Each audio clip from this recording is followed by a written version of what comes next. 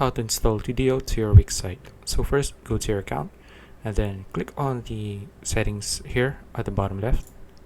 Next, from there, you just need to click on installation under channels and then just click on open code section, then click on manual install. Okay, from here, just click on copy to clipboard. You're going to copy this one and then go to your WIX website. So just click on edit site here, and then you'll be transferred here.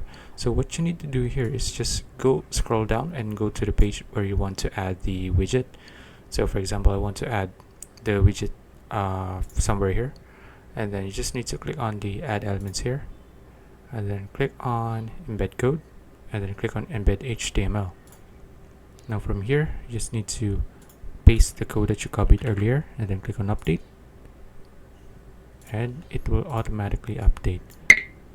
So just scroll it so it would show properly, so you can see.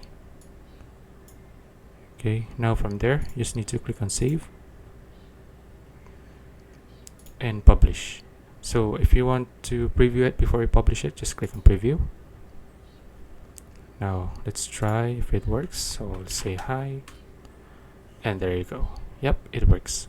So that's it. If you found this video useful, please like and subscribe for more videos like this. See you in the next one.